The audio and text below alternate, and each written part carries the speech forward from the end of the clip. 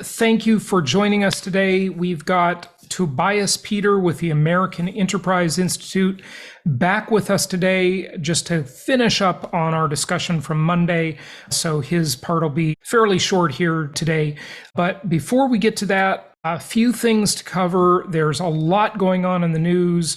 Yes, I will not talk about the fact that we have an ex-president who is being politically attacked with the force of law. It's just absolutely shocking. Love him or hate him. This is really a scary thing to think that you can just go after political enemies like this, when certainly if there is any crime here, there have been much bigger crimes committed by most certainly and most similarly Bill Clinton. But nothing. It's just unbelievable. I mean, the world we are living in, as I always say, 1990 was the peak of civilization, and since then we've been witnessing the slow collapse of civilization. But interestingly, with everybody talking about the dollar and the idea that, the BRICS countries will get together and they will supplant the dollar as the reserve currency, this is just not going to happen anytime soon. So it's really a waste of time to be worrying about that. It is a distraction, or, you could say that this is a distraction from that, whatever. There's lots of wagging the dog going on. And by the way, if you have not seen that old movie entitled Wag the Dog, you must see it just to understand and really kind of see some examples of how they do wag the dog. So it's very interesting. But do not worry about this whole BRICS thing and the reserve currency issue, because even if it did happen, and that would be a very slow and difficult process, there's nibbling around the edges, but it's nothing. It's a bucket of water in the ocean. It's just a non-event. And everybody with their clickbait headlines and sensationalism is trying to make a big deal out of it. Like, oh, we got to all be worried about this. America is losing its power. Yeah, kind of. Slowly, sure, fine. But this is all going to turn really later this decade when China hits their demographic cliff, their demographic disaster. So do not worry about that. I mean, literally, you've got Russia and China, two dying countries conspiring against the US empire. And the idea that this is going to be some major world event is it's just ridiculous. It really is. So don't be influenced too much by the clickbait. But even if it does happen, what will that do? Well, it would be very much inflationary for United States citizens, for the US economy. We would experience dramatically higher inflation than we're seeing now if that happened. And guess what? All of you listening, you're protected from that. Actually, you're not just protected from it. Selfishly, you should wish it happens, because you will benefit from that, because you are using my inflation-induced debt destruction strategy. I've been talking about that for 18 years, inflation-induced debt destruction, the strategy that works in an inflationary environment. So say, for example, the US currency, the dollar, just completely loses its status. And then we have the type of inflation that we in the US have been able to export to other countries who have suffered from it. And I can see why these countries would be upset with the American empire. But, on balance, to be fair to the US, they should also appreciate the massive contributions the United States has made to the world, going back even before the Marshall Plan. The US has contributed a lot to the world, okay? So yes, they throw their weight around. Of course they do. Anybody would. That's just the way it works. But on balance, given the power that the US has, I would really give them a lot of credit for not using it as much as they could. I mean, think about it. The US was the first world superpower after Japan surrendered. At that point, the US could have literally just dominated the world. But instead, it decided to rebuild the world with the Marshall Plan. And instead, it decided not to use its power in so many ways. So it's acted with a lot of restraint. I mean, you just got to balance this stuff out, folks. All of these reactionaries on the left and the right, and I love the U.S., I hate the U.S., I'm a patriot, I'm, an anti-U.S. terrorist, right? Like, just the path is in the middle, right? The reasonable path is somewhere in between. These things are nuanced. There are a lot of different cross-current type factors, and we've just got to balance it out. But be careful not to get mired in the clickbait, because it will distract you. Keep your eye on the ball. The opportunities for investors right now are fantastic. Inventory is low. There's a lot of pressure we're seeing for prices to rise, even though we're on the verge of a real recession, I believe. I mean, I've been saying that for a while. It still hasn't really come, at least not officially, but it's coming. I mean, the likely scenario here is that the Fed will keep going until they break more things. We will enter an official recession.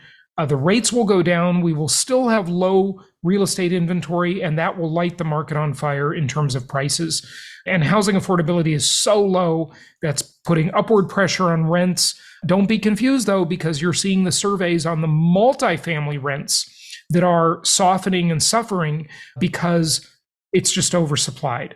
And again, that will equalize, but it'll take a couple of years. So we'll see what happens there. Okay, I got a few things to cover, some important stuff in the news here. So first off, and this is not the super breaking news, but it's just interesting. We've talked about it a bit over the years, and this is the whole idea of fractionalized ownership of properties. Another company announced a crypto-backed mortgage. These are interesting to see, some of this financial innovation. I'm always a little scared of that word, because whenever Wall Street uses the word financial innovation, you got to run for the hills. That Goldman sucks, and the others will be the ones profiting from this, and not us, not the people in the middle class and the upper middle class. They will simply be taking our money with their financial innovations. They always make sure they win. But whatever, the idea of this decentralized stuff with using blockchain and NFTs and cryptocurrency, and look, NFTs, we've talked about that more than enough over the past couple of years. It's largely a scam, but the concept of an NFT being able to digitally prove ownership of something like a share of a single family home. This is already being done with larger projects. It's just there's not enough economy of scale in individual single family homes to do it yet. But that's yet. It will come. This is coming to where some guy in a developing country in, say, Africa can buy $10 worth of a property, a rental property in the United States. And what will this mean for us? What will this mean? Well, for investors, this will put upward pressure on prices dramatically, because again, supply is limited. It's hard to create new supply of properties. And if more money floods into the market, which it will, this asset class will just see more and more money flood into it over time as these new innovations become available to where people can easily buy fractionalized ownership in even individual homes, right? On larger properties, there's lots of syndicators out there. There are lots of funds. There are lots of tenant in common or TIC investments, not as many as there used to be because that was a bit of a disaster. But in the early 2000s, we saw that proliferate, and then, that market pulled back quite a bit, but it's still there. And the more those people go out and raise money, the more money flows into the asset class, right? And that money is taken away from the Wall Streeters, right? So it's just that money is redirected. It's like you have a river, you put up a dam, and the water flows in a different direction when you put the dam up, right? You control the flow of the water. And so there's all these competing interests to control the flow of all this money. But we are on the verge of seeing a whole bunch of opportunities. I mean, who knows exactly how long it'll take? I'm just saying it's coming. I don't know exactly when. Every day we get a little closer. Might be a few years before this really happens in any significant way. We will see. But the point is, it means at the end of the day, more money flowing into the asset class. So this article from one of my newsletters, fractional investing is making everyone a landlord, kinda. And this is kind of from the tenant's perspective, right? I can't even get my one landlord to fix my sink. And now it turns out there may actually be a 100-headed Hydra landlord. This is per Wired magazine, and it's talking about fractional investment, allowing multiple investors to buy shares of properties. And of course, real estate investment trust and the other things I mentioned earlier and crowdfunding, they've been doing this for a while. But all this means is more and more dollars flowing into the asset class we all love so much, the most historically proven asset class in the entire world, income property. More money is flowing in. So it's kind of like what we see now is we see this swell out in the ocean, right? It's a swell. But eventually, as it approaches the shore, it turns into a big wave, maybe even a tsunami, right? A tsunami of capital flowing into the asset class. So this is something interesting to watch, but it is good news for you as investors, as long as you already own the properties and you're not planning to buy them after this flood of money comes in, because of course, then you're paying a higher price. All right, let's get to the next thing. Oh, we had such a great discussion last night for our Empowered Investor Pro group. I was on Zoom with everybody last night for 1 hour and 48 minutes. Exactly. And we just had a great Zoom meeting. We have monthly meetings on the first Tuesday of every month. We took a whole bunch of questions. We had a lender on there discussing really nitty-gritty details of alternative financing options for investors. We discussed asset protection in nitty-gritty details where people participate, they ask questions, they get their questions answered. It's just such a great group. So thank you for all of you members and for all that attended last night on our monthly Zoom meeting. But I wanted to show today, before I get to another big story that's going to have a big impact on real estate, a giant lawsuit that has been filed. Got to hear about this one coming up. We also include with our Empowered Investor Pro and our Empowered Mentoring programs a social network. And I just wanted to show you briefly like some of the topics in here. I mean, there's just so much good stuff. Cities with the highest and lowest property taxes, apartment building sales dropping 74%, National Puppy Day. Hey, got to have the important stuff in here, right? Accounting and bookkeeping topics, declining inventory market research, inflation research, the Fed's emergency measures to prevent the banking crisis, deep topics on Silicon Valley Bank and the other bank failures, all the recordings of all of our prior Zoom meetings. So if you haven't been a pro member, if you're just joining today, you get the advantage of being able to see all of those prior Zoom meetings in the vault, in the archive. And with the mentoring membership, you get to see all of the prior mentoring meetings. Now, pro members don't get to see that, okay? Because, the mentoring is a higher level. We meet on Zoom once a week. We've got our meeting today for our mentoring members, but the pro members get a whole bunch of benefits too. So get involved at a deeper level with us. There are just so many benefits, referrals to vendors and contractors, and really getting the nitty gritty on dealing with property managers. One of the things we do not do is we do not allow any property managers in these groups. They ask, hey, can I come and present and, share some stuff with the members? No, you can't. Okay. We'll do that publicly. We might have a special Zoom meeting for your clients once in a while, but in these groups, we want people to be able to speak freely about their property management experiences and what to do about them. Okay, so very important stuff. Empowered Investor Pro membership or the mentoring membership. And also last night we talked all about asset protection and estate planning. And if you want to see the new version of the webinar on that, it's the 2.0 web class we've got on that. Go to jasonhartman.com/protect. That's totally free. Just check it out if you're interested in getting your entities set up, LLCs, limited partnerships, corporations, trust for estate planning and asset protection, land trust, all of this stuff. jasonhartman.com/protect. It is there. Okay, this big case. This is a big deal, folks. Pay attention to this. You might think, well, I'm not affected. I'm not in the real estate business. I don't own a real estate company, right? Or anything like that. But you are affected because this is huge. A federal judge in Illinois just granted class action status.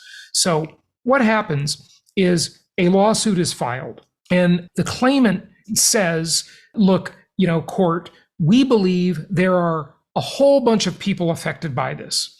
So we want you to grant us class status to be a class action. So, of course, the damages on a class action suit could be zillions of dollars. Think of the tobacco company cases from years ago, right? And what should be the cases against that shot in the arm everybody got, right? but they somehow got exempted from litigation and liability. Scary, scary stuff. Anyway, the National Association of Realtors had been fighting this, but they lost. Okay. And they're the largest trade lobbying organization in the world with something like 1.3 million members. Huge organization, of which I used to be a member. And we've had them on the show. Lawrence Yun, the chief economist for the National Association of Realtors, has been on the show before. Okay. So, and various franchisors, the big ones, Keller Williams, Remax, Home Services of America, and Anywhere. And I'm sure, and Remax, my old company, I worked for Remax for 12 years, okay, when I was in traditional real estate. And I'm sure others will be added to this case, other big real estate companies. Well, even if they don't lose the case, this could put these companies in peril financially, because fighting such a giant case like this will literally cost an absolute fortune. I mean, millions and millions and millions of dollars. And if they lose, many of these companies, I think, could go bankrupt. This is a big deal. This is a big case, and it's over. It's over commissions, and the commission prices are fixed, and they shouldn't be fixed, and all of these various issues. So we'll continue to report on this as it unfolds. But this is going to have a big impact on the real estate industry as a whole.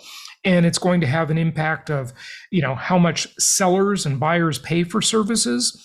What might come out of it is that buyers have to pay their own commission and the seller can't pay it. That's a possible remedy where if the buyer wants to be represented by an agent, they'll have to sign a contract with the agent, like a buyer's broker agreement, and they'll have to pay their own commission. Now, what does that mean to you? Well, if you want to buy a property, can you finance that commission into the deal? Are the lenders going to allow you to finance that? Because effectively, it's always been financed because the seller pays for it. So it's to some extent added to the price, right? Now, there are a lot of arguments about this both ways, but let's just assume that argument's true, that it's added to the price, right? The realtor commissions are in there. And so you're effectively just financing that over 30 years when you get a mortgage, right? And so this is a big deal. This case is going to have a big impact on the industry, regardless of which way it turns out. Because even if the companies and NAR win this case, and the court finds that there's no liability, it will still change the way they do business. So it's going to be a very, very significant thing, and one to definitely watch. So more on this as it evolves. Okay, let's get to our guest today, our returning guest with the American Enterprise Institute, and here we go. It's quite interesting. And that article, I had Matt Taibbi on the show a few times, and he wrote that article about the Great Bubble Machine. Mm-hmm. And it's hard to think that this is not intentional, right? To just keep the poor people down. Like you said, Tobias, they buy late in the housing cycle. They always come to the game late, right? They're never in early, so They didn't get the benefit of all that appreciation. Yeah, go ahead with what you're saying. Yeah, no, we're putting them into we're setting them up for failure. And that's coming from the federal government. And I think that's wrong. And it's not that we don't have better alternatives. We have a loan product out called the Lift Home and the Wealth Building Home Loan. That would be geared towards lower income first time home buyers. You give them a little bit of subsidy. You don't need to, it doesn't need to necessarily involve taxpayer money, you could just shift over some of the cross subsidies that Fannie and Freddie guarantee. You just would target them a little bit better to the borrowers that really need the help. And then you put them into 20-year loans, because with 20-year loans, you have half the default rate of a 30-year loan under stress. And that would ensure that people have staying power and they can make it actually through the ups and downs of a housing cycle, and they don't end up getting foreclosed. And why would you have half the default rate on a shorter loan with a higher payment? Why would that be? Because you are building equity much faster. Okay. So you have this cushion, and even if you get into trouble, modifying your loan is much easier if you have a 20-year loan and you are 1 or 2 years in, than if you have a 30-year loan and you are 1 or 2 years in, because going from a 30 to a 40-year loan doesn't get you much in payment relief. But if you had a 20-year loan and go to a 25 or 30-year, that gets you a lot of reduction in payment in your monthly P&I. Of course, as you mentioned, Jason, the 20-year often comes with a higher payment. Sure. And our solution would be, as I said, to direct these cross subsidies that are running in the billions of dollars from Fannie and Freddie, really target them to the low income, first time home buyers below a certain AMI threshold, area median income threshold, and ensure that they can buy down the interest rate on the loan. So instead of getting a 7% interest rate, they could buy it down to a 5 or a 6 or a 5% interest rate. And now the payment would be roughly equivalent to the payment that you make with a 30-year loan, but you're getting the benefit of faster amortization. Yeah, interesting. Okay, so you have sort of a next part. Is there more you want to talk about here? Because I want to make sure, Tobias, we have time to cover the policy issues. Yeah. I mean, we can talk about the policy issue here real quick. This is about, again, FHA. And FHA charges a mortgage insurance premium, which is paid generally upfront. Yeah. It's paid upfront, and some of it is paid upfront, some is monthly. But FHA just recently cut this mortgage insurance premium, will therefore expose taxpayers to increased default risk, and it will not help prospective home buyers. And this happened just last week or 2 weeks ago, when FHA announced that they were going to reduce the premium from 85 bips to 55 bips, so a 30 basis point reduction. Yeah. And this was done in reaction to what FHFA, the Federal Housing Finance Agency, directed Fannie and Freddie to do. Namely, they lowered their premiums, their loan level pricing adjusters, to make mortgages for lower credit score borrowers more attractive. And that would have been a direct threat to FHA. But now FHA comes back and blows them out of the water with this 30 bip reduction in the annual MIP.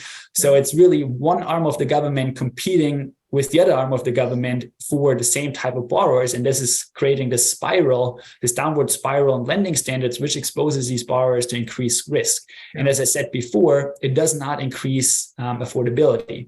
Okay. And the reason why it doesn't increase affordability is because all of these FHA borrowers are heavily concentrated in the same neighborhoods. Yeah. So if you have a supply shortage and you're increasing demand, all you're going to do is end up driving home prices. This is so obvious to anybody that knows anything about economics. Every time the government comes out and they try to make anything, student loans, houses, mortgages, more affordable, right? All they do is make it more expensive. They did cash for clunkers, the same idea, right? Yep. The only way to increase affordability in anything is to increase the supply or reduce the demand. All of these things increase the demand. Like if you look at Fannie Mae, the stated goal of Fannie Mae is to increase home ownership. Anything that you promote an increase, you're going to push it up in price unless you have more supply. The only way to solve the problem is with more supply. We know there's tons of demand. Yeah. So how do we increase supply? We talked about California and the ADUs and so forth. We'll see how that works out. I mean, it's California, so I have a feeling it's not going to work as well as they hoped, but we'll see. But how do we do it nationwide? When we talk about housing, it is a low-tech asset, and it's hard to disrupt a low-tech thing that's made of atoms. I think we have to get rid of this stigma, and I don't know how it's ever going to happen, against manufactured homes. I mean, the manufactured home of today is, not your grandfather's Buick, as the saying goes, right? They're quite nice. And I think we have to accept that. Houses should be, more of them should be made in factories. But, what else can we do? Yeah, so a couple things. Our preferred solution would be for the government just to get out of the way. And that comes into place with zoning, particularly, and and also the environmental standards that they put in place. So now you're talking mostly local governments.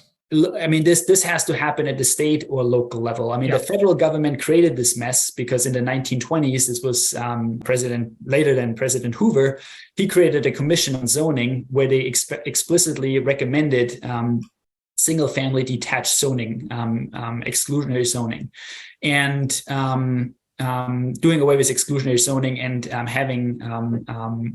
making certain parts of the city exclusively zoned for single-family detached zoning, housing. Sorry, and the idea behind this was to drive home prices higher so that undesirable groups, namely Blacks, Eastern Europeans, Southern Europeans, and other undesirable groups, were eventually going to be priced out of the market.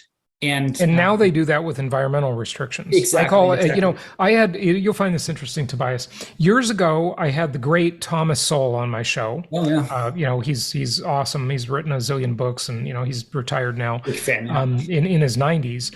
And, I coined a term on that episode. It was like episode number 111, and now we're almost at 2000. Okay. But I coined a term, environmental racism.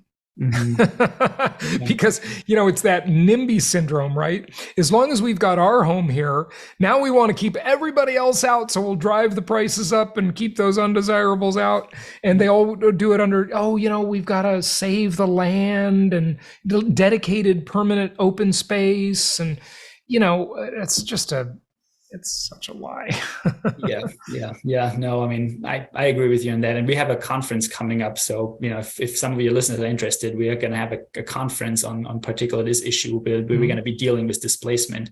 But we can show from our work when the government gets out of the way and allows for moderately higher density, the free market is responding, and it is capable of producing new housing and in quantities that actually make a difference. So, for example, in Seattle, out of all places, again, Seattle, Washington, back in the 1990s, they realized, well, we're gonna run out of housing, affordable housing, so we need to do something. But they didn't want to do it across the whole city, so they limited it to some what they called urban villages. Right. And those are, they are more generally a little bit more close to transit. But not exclusively transit. They just, kind of tend to be more hub type places. And in these areas, as home prices increased and land became more expensive, the developers came in and they started buying these single family detached homes. Many of them were, built in the 1990s. They were very small, about 1,400, 1,500 square feet. And but they were on large lots, relatively large lots of 5,000, 6,000 square feet. And they started buying them up, tearing them down and rebuilding them with duplexes. And we can show that these single-family detached homes, if they were still in existence today, they would be selling for $1 million. But these townhouses or duplexes, they're also selling for $1 million.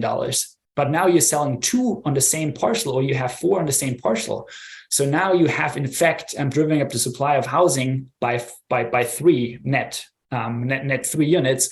And the units are still relatively affordable. And what we find is that because all this building and has happened, they've added 18,000 new units. But also when we look at the people that have been buying these units, they tend to be lower income individuals, and many of them tend to be first-time home buyers, as you really want to encourage them.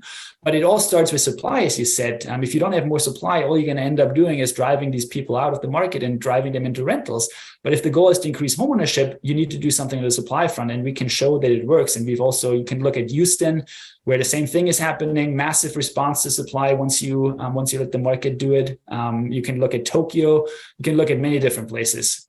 Right. And by the way, I just want to be clear too, I'm not necessarily wanting to increase home ownership. I am the one rebel that doesn't think we need to increase home ownership. We just need to increase the number of homes. so people can rent them for more reasonable prices. And I know that sounds so counterintuitive because I have my own investments and I like to see high rents, and so do all of our listeners. But, overall, we got to think about what's good for society, right? We've got to get out of this problem, and having a reasonable market. We can all still make tons of money in a reasonable market with reasonable amounts of inventory, because this type of market that we've existed in for the last 6 or 7 decades, maybe, it's not sustainable. This is not a sustainable economy. It creates all sorts of societal ills. And by the way, high home ownership rate, I'm pretty convinced that creates higher unemployment because people can't move as easily to where the jobs are. So I think the natural homeownership rate really is about 55%, but it doesn't matter. Look, we just need more affordable housing. That's the sum of it. Rent or buy. And speaking about that housing shortage that we have, I mean, it kind of depends on who you listen to. We have some people that say, well, it's 1 million, others say it's 4 million, others say it's 8 million. I mean, we think it's probably closer to about 22 million housing units. Oh my gosh. Tell us about that. Yeah. So that's the highest number I've heard anybody say. You got to take a deep dive into that one. Yeah. I mean, this is following a study that was done under the leadership of Mike Lee, the Senator Mike Lee from Utah. It was done by my colleague, my former colleague and now again colleague, Kevin Corinth. But what he had the brilliant insight that, well, we know what the cost of land is. And in many of these places, the cost of land, particularly out in California, it's 50, 60, 70% of the total package of the structure and land. And a normal land share is typically considered 20%. Yep. I agree. So how many more units would you need to add to get this land share down to a more normal rate? And we think that 20 is a little bit low. So we say we should probably get to a land share of about 30%. But given that in lots of places around the country, we're at 60, 70% land share, that's a large shortage. And you can still make a lot of money even by adding a little bit to supply.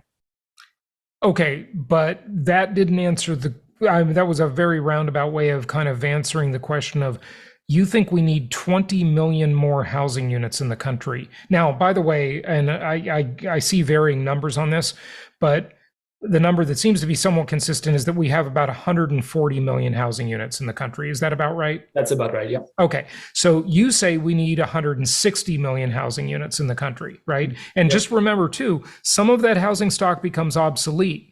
It just needs to be torn down and replaced. So that's part of the equation. But how is it that we need 20 million more? I mean, it's just simple arithmetic, because if you have a shortage of housing, you're not going to change the structure value. The structure is the structure. The structure, if anything, depreciates. If you have increasing, you change the land value. I get it. Yeah, if you have increasing home prices, it's not because the structure is worth more. It's because the land is becoming more valuable. I'm so glad you said that. I teach a strategy. It took me 19 years to discover it. It's called the Hartman Risk Evaluator, and it teaches people exactly that, how they're buying two components, the land and the improvement. And I created a ratio. I think I even trademarked this one. I've got a whole bunch of trademarks on this stuff. But instead of the LTV ratio, the loan to value ratio, I call it the LTI ratio, the land to improvement ratio. Okay. Yeah. And so I'm right there with you. I agree, and in some areas that ratio is even worse than you're saying. It's, in some areas of, say, California, where I used to live, it's 80%, 85% land. Yep. And that's the volatile part of the market. Because that shifts a lot more than the improvement does. So that's the risk area. Okay, that's what the risk evaluator teaches. But you're coming at it from a very different perspective. You're saying ideally the land value should be 30% and the structure value or improvement value should be 70%. Mm-hmm. Most people, to arrive at how many units shortage do we have, they would say, well, here's the demographics. Here's the age of the millennials and the age of the Zoomers, and here's their prime household formation years, and here's the number of units we have now, and we're going to project how many people will die and how many of those houses will be passed. You didn't come at it that way at all at the American Enterprise Institute. No. I mean, it's very simple. I mean, it's because, I mean, all these, I mean, you know, kind of household formation, you can double up, right? And probably a lot of people have doubled up because home prices have just gotten. Yeah, but that's not their ideal scenario. They don't want to double up. No, they don't want to double up. But hence, if you look at the land and you're saying if the land is 70%, how many more units would we need to add to get to a more normal land share of 30%? So it really becomes a simple calculation. And that's the beauty of this. It's really, really simple. That's very interesting. Very interesting. That's a new one. I haven't heard that before. I got to ponder that for a while. Okay, good. Tobias, yeah, what else do you want to share before you go? We've gone long. We got to wrap it up. Love to have you back on the show. No, absolutely. Happy to come back. We can talk a little bit more about the supply side if you're interested, for example. But just anything more on the supply, like loosening regulations and anything else you wanted, like any other big point you want to get across there before you go? Yeah, I mean, the big point is the federal government has no role in this. I mean, the federal government screwed this up. The federal government, if they were to get involved again through whichever way, the federal government has a one-size-fits-all solution. Yeah. It is not one size fits all. And I'd much rather have the 50 states and the localities being the laboratories of democracy where they, you know, kind of play around with this, figure out what works at various levels, and then have the best performers be copied by the others, rather than have the federal government. The government screwed this up before. It's going to screw it up again. Yeah, I couldn't agree with you more, Tobias. Thank you for joining us. Give out your website and tell people where they can find you. Yeah, I mean, happy to, you know, our website is www.aei.org/housing. If you have any questions, feel free to contact me. My email is tobias.peter@aei.org. And always happy to talk housing. Tobias Peter, thanks for joining us. Thanks, Jason.